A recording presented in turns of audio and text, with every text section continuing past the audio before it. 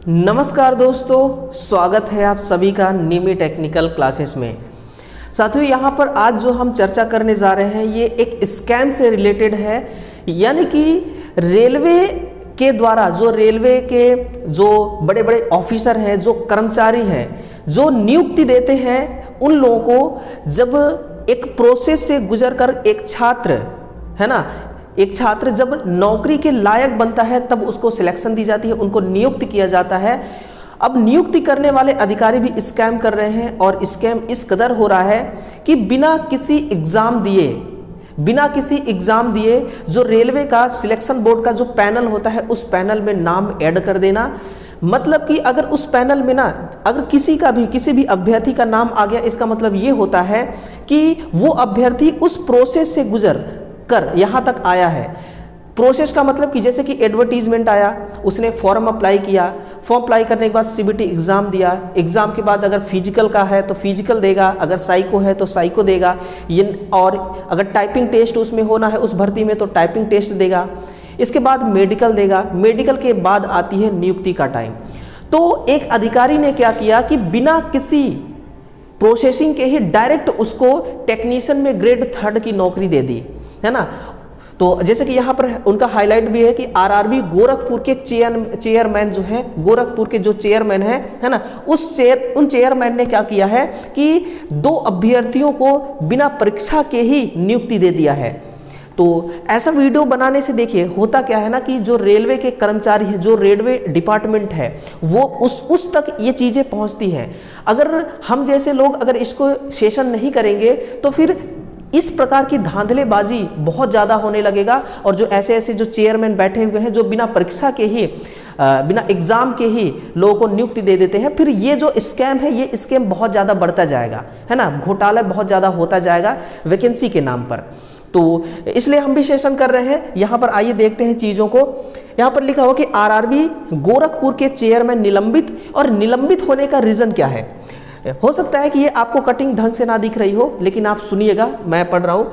गोरखपुर की तरफ से आया हुआ है ये पेपर की कटिंग कि रेलवे बोर्ड ने मॉडर्न कोच फैक्ट्री में बिना परीक्षा के ही 2 अभ्यर्थियों की नियुक्ति। मामले में गोरखपुर रेलवे भर्ती बोर्ड आरआरबी के चेयरमैन नरुद्दीन अंसारी को निलंबित कर दिया है। यानी कि जो गोरखपुर आरआरबी के जो चेयरमैन हैं नरुद्दीन अंसारी, इनको निलंबित कर दिया गया है।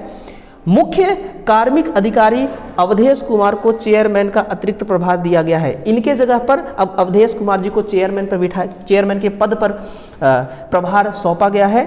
जानकारी के मुताबिक टेक्निकल ग्रेड 3 फीटर के पद पर हुई नियुक्ति प्रक्रिया की समीक्षा में पाया गया कि सौरभ कुमार और राहुल प्रताप नाम के ये जो 2 कैंडिडेट हैं, पहला है सौरभ कुमार, दूसरा है राहुल प्रताप, के नाम पर गलत तरीके से चयन सूची में शामिल किए गए हैं।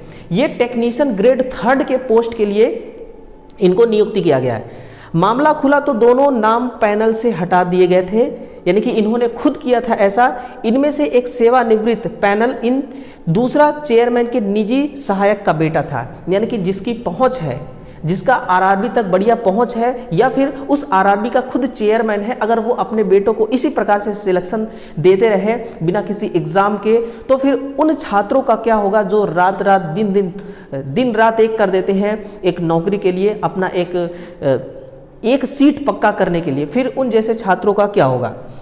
फिर इसी बीच रेलवे बोर्ड के अध्यक्ष ने अंसारी को निलंबित करते हुए अगले आदेश तक भर्ती की कार्यवाही रोकने के निर्देश दिए हुए हैं। यानी कि जब तक ये कार्यवाही कंप्लीट नहीं हो जाती तो अगला जो भर्ती है उसको रोकने के लिए इन्होंने निर्देश दिया है। नया पैनल जल्द ही घोषित किया जाएगा, है ना। तो इस प्रकार का धांधलेबाजी हो रहे हैं और इस प्रकार के कार्य किए जा रहे हैं डिपार्टमेंटल अधिकारी के द्वारा।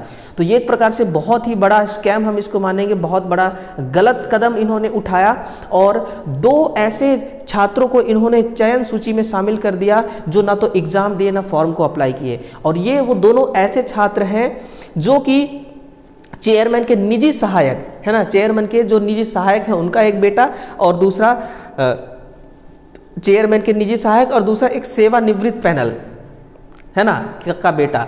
तो ऐसे लोगों को यहाँ पर सिलेक्शन दिया जा रहा है।